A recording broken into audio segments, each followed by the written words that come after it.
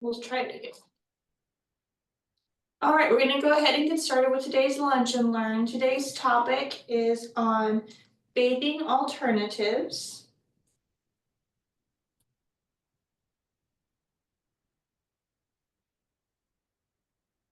So for today, we want to review the peak outcomes.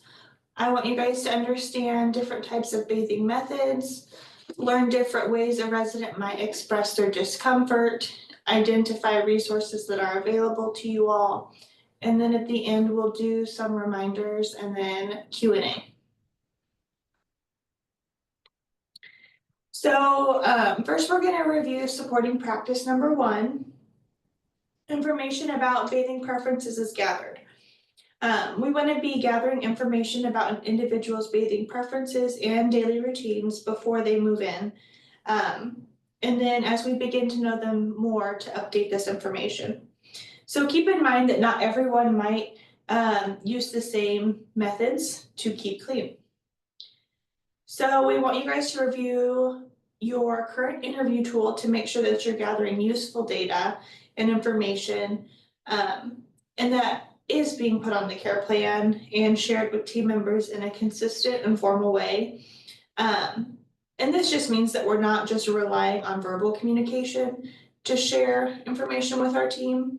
I always recommend getting a history on trauma also whenever we're collecting that information.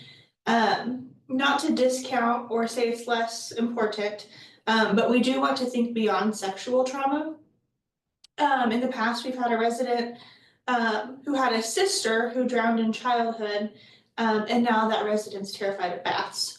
So bathing that resident shouldn't even be an option on the table. And the team should know this information.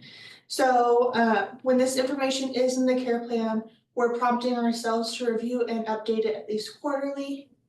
Some questions that we can consider asking are, what were your bathing routines at home or wherever they lived previously? What time did you take your bath or shower at home? How did you keep clean at home? It's kind of a different way of asking. Where did you like to bathe? Examples could be the shower, bath, sink, etc.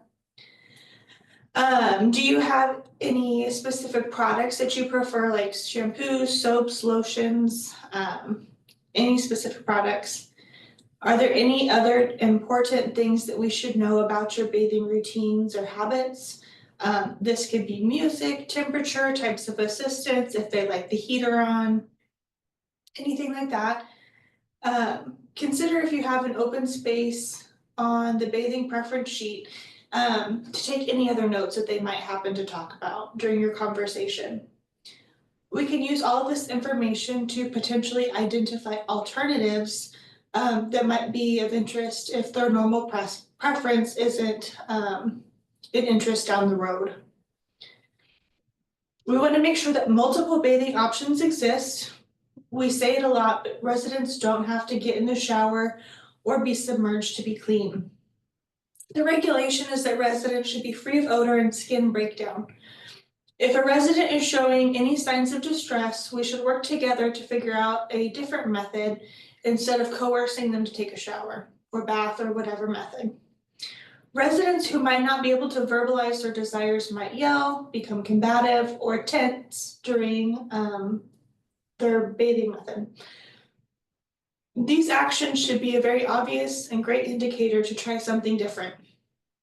In the next 2 slides, we're going to talk more specifically about different types of bathing options your home can utilize. Residents have input in who assists them with their preferred method of keeping clean. So when you're working on assignments, we want to make sure that the resident is not only having the final say on who helps them with their bath or shower or whatever method they might prefer, but they're also driving the bus on their assistance. They might have a gender preference of caregiver, but they also might have staff that they really get along with well, and they're comfortable with them in that intimate space. But they might have someone on the opposite side that they don't want to be vulnerable around, that they're not comfortable with. We need to know this information and take it into consideration when we're putting together our assignments for showers and baths. It should be about the resident preference and not about staff convenience or who has not given a shower yet today. Residents choose when and where they bathe. The information we collect before they move in should really be applied here. We're supporting the routine they are choosing to have. If patterns and preferences aren't the same as what they want, we want to make sure, or what they were, we want to make sure that it's because it's the residents choosing and not because they have to fit an empty spot on the bath schedule or any other convenience to staff. Bathing practices accommodate daily preferences. So this outcome is really looking at caregivers being flexible to accommodate any change in routine as it would relate to a shower. If a resident has a special event like a family reunion, doctor appointment, or even just wants an extra shower to feel better, to be sure that we're accommodating them to have that as requested on a daily basis. Now we're going to look at supporting practice number 2. Staff are trained on in bathing alternatives in a way that's relevant to your home. So we want to make sure that those alternatives are very thorough. And so an example of this could be bathing without a battle. And there are other equivalent options, but typically they're created by the home. So homes can develop their own training material, but this training should include instructions on how to use a variety of alternatives that your home can offer. So this means that your home must have supplies for that bathing method if you're teaching them and training them to use that method in your home. So currently trainings on Relias are not sufficient to meet this outcome. To meet this outcome, all new caregiver hires should receive training and then annually. And then the last outcome on this supporting practice is that residents are supported in bathing alternatives. So if we know that what a resident's preferences are, staff are trained and they're able to recognize when a resident might need to try a different method and to be able to provide a different option that suits the resident if you have met this last outcome. So if you have a resident who consistently refuses a shower, bath, whirlpool, try an alternative method. If you have a resident who does not verbalize clearly, but they're hollering, screaming, combative, tense during baths, that's your indication to try another method. Keep in mind that no one should be forced or coerced into the tub, shower, or using an alternative bathing method. If used correctly, alternative bathing methods are a great tool to maintain hygiene when they're used appropriately.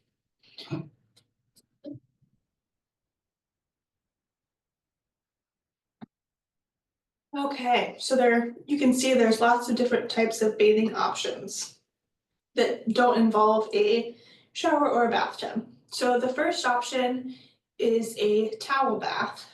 This method involves covering the resident with a large, warm, moist towel containing a no-rinse soap solution and then washing and massaging through the towel.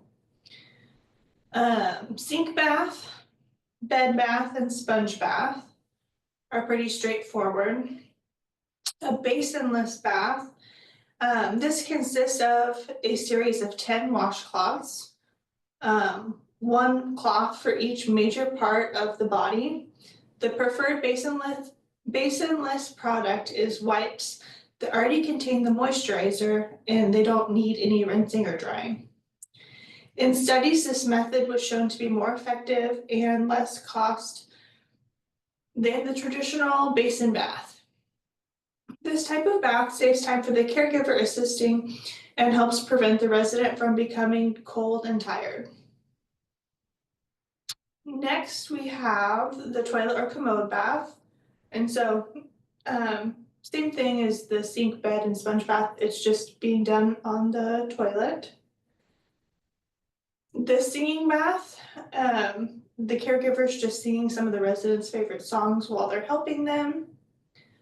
The 7-day bath, we're just dividing the body into 7 parts. Some are washing a different part each day.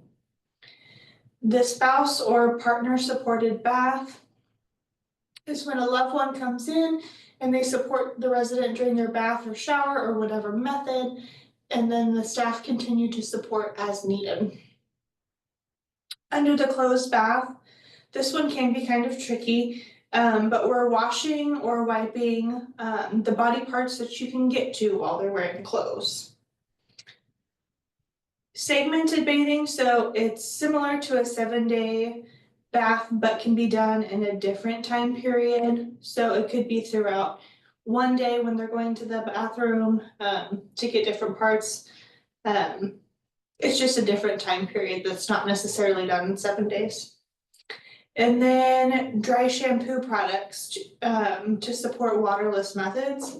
So there's all kinds of different products out there that we can use for bathing. So as you can see, there's at least 12, and I'm sure there's endless combinations to do all of these. So all the methods and the descriptions, they can be found on our website under resources. And then if you go to the person-centered care resources, peak additional resources, and then the document itself is called alternative bathing resources, and then these two will appear.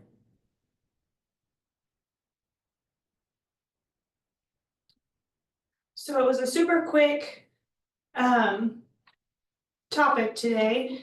I know the holidays are coming up and you guys need to get back with residents because I'm sure they have parties and events and all kinds of fun things going on.